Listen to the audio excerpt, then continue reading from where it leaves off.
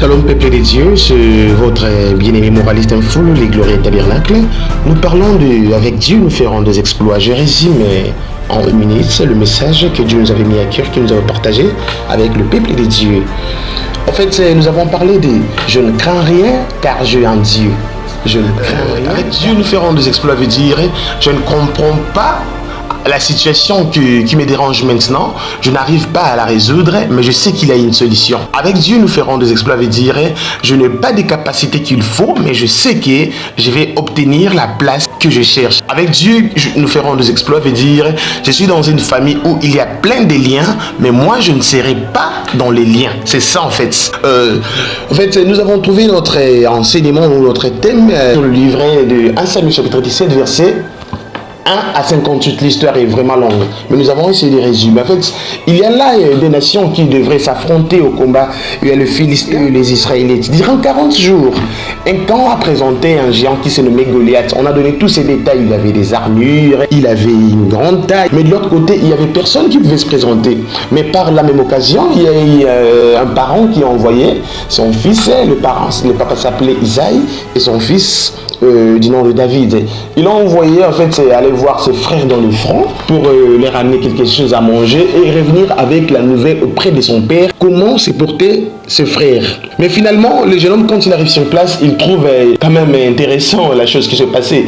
Il s'est renseigné, il a trouvé toutes les précisions, il s'est dirigé jusqu'auprès du roi. Il a été déjà découragé avant de voir le roi, qu'il ne pouvait rien faire. Quand il a vu le roi l'a une fois de plus découragé, que voici tu es un jeune homme, celui-là il est déjà habitué aux guerres, c'est un homme qui déjà dès son jeune âge il est habitué aux guerres. Il a dit non, en fait tu vois, moi aussi quand j'étais dans la brousse, je levais le brebis, il y avait mon père qui m'a laissé la charge, mais il y avait des moments où les ours ou les lions venaient prendre nos brebis, je le poursuivais, j'ai récupéré. En fait c'était une façon d'attirer l'attention du roi, une façon de dire que non, moi je suis prêt d'aller le battre. Les rois lui a finalement autorisé.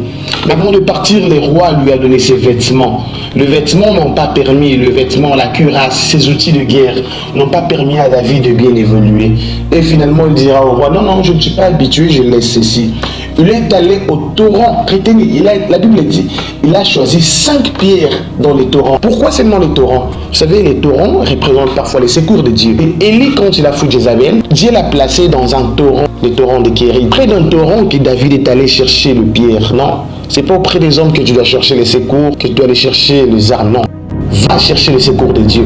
La Bible dit le secours de l'homme n'est que vanité. David a finalement trouvé 5 pierres et un bâton. Le bâton, nous voyons le pouvoir. Nous voyons la démonstration de la puissance de Dieu, comme Moïse devant Pharaon, comme Moïse devant la mer Rouge. Et finalement, quand tu es auprès de Goliath, c'est l'unique pierre qui va terrasser Goliath. Que ce que tu as, ce que Dieu t'a donné, ce que tu as pris auprès de Dieu, puisse te servir d'une grande arme afin de terrasser l'ennemi qui est auprès de toi, afin de vaincre ceux qui t'entourent de mal. David a terrassé Goliath avec une pierre. La Bible dit avec Dieu nous ferons des exploits. David était allé avec Dieu. C'est pourquoi il a dit sur le livre de 1 Samuel toujours 17, 45, il a dit, mais c'est Goliath, tu viens avec des javelots, tu viens auprès de moi avec de lances et des épées. Non, mais moi je viens avec le nom de l'Éternel des armées. C'est avec Dieu que je viens, autrement dit. C'est avec Dieu que je vais te vaincre. C'est avec Dieu que je vais faire des exploits. Les géants qui se présentaient devant tout Israël, David l'a vaincu. David a fait un grand exploit. Et la Bible dit, il écrasera nos ennemis.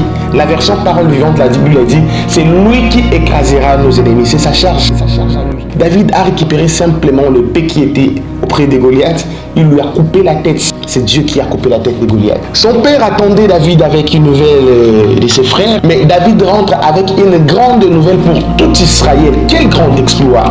David est revenu avec la nouvelle qui a réjoui tout Israël et le roi d'Israël. Laisse-moi te dire que tu ne comprends pas la situation.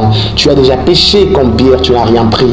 Mais sur la parole de Dieu, c'est avec Dieu que tu vas jeter les filets et tu vas avoir un nombre de poissons. Comme Moïse devant la mer Rouge.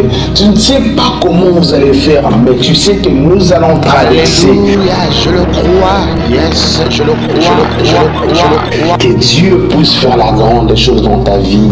Que Dieu te bénisse. Que les exploits de Dieu puissent arriver là où tu es. Que Dieu vous bénisse. Votre bien-aimé moraliste, full glory tabernacle.